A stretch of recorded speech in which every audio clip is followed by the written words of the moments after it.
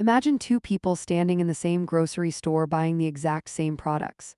The first person pays with cash from a checking account and walks out without thinking much about it. The second person uses a credit card because payday is still 5 days away. At first glance, the difference seems small. Both leave with the same groceries. Both spend roughly the same amount of money. Both continue with their day. But economically, they are living in completely different worlds. One of the strangest features of modern financial life is that having less money often makes everyday life more expensive. Most people assume wealth is mainly about buying more things. In reality, one of the biggest advantages of financial stability is paying less for the same things. The opposite is also true. Financial scarcity frequently creates extra costs that remain invisible until you experience them yourself.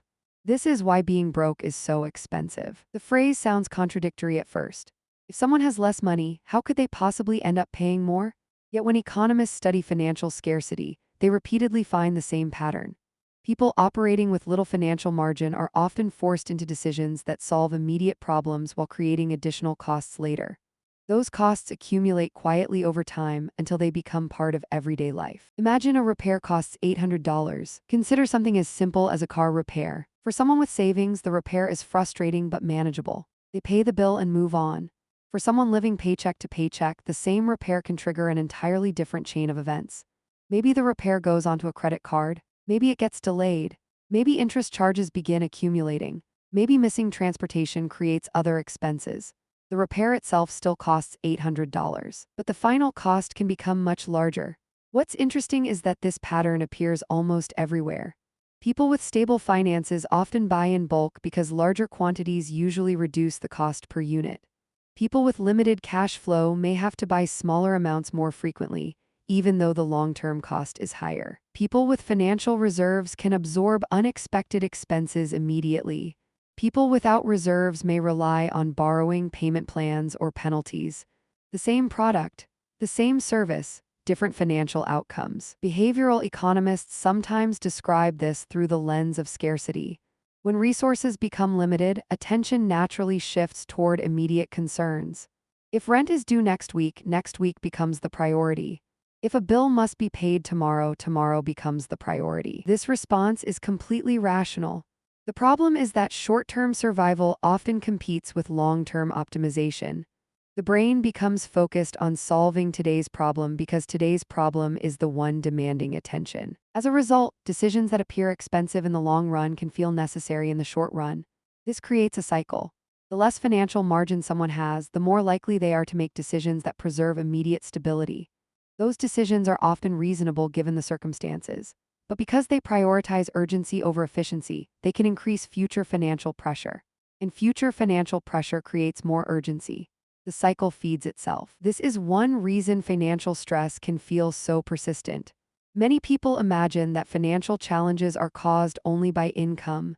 Income certainly matters, but margin matters too. Margin is the distance between a problem and a crisis. When that distance is small, almost every unexpected expense carries emotional weight. A late payment becomes stressful.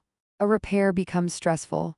A medical bill becomes stressful, not because the person is irresponsible, not because they lack discipline, but because there is very little room for error. Historically, this pattern has appeared across societies and economic periods.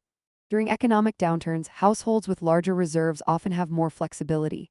They can wait, they can compare options, they can make decisions more deliberately. Households with little financial cushion frequently have fewer choices available. The issue is not intelligence. It is timing. Money often buys time before it buys anything else. Time to think, time to compare, time to negotiate, time to recover. And time changes decisions.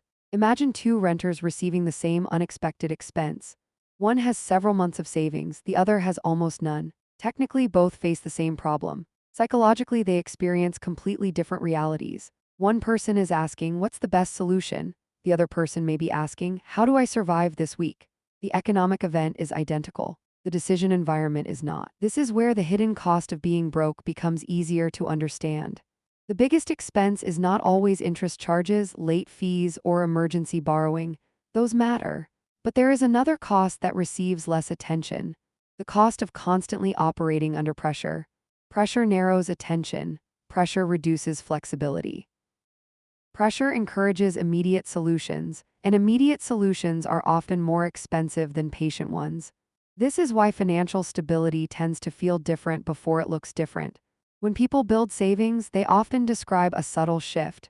Nothing dramatic changes. They still work. They still pay bills. They still face uncertainty. Ultimately, being broke is expensive because scarcity changes the way people interact with the economic system. It reduces flexibility, compresses decision-making time, and increases the likelihood that small problems become costly ones. Financial stability does not eliminate challenges, but it creates distance between challenges and crises.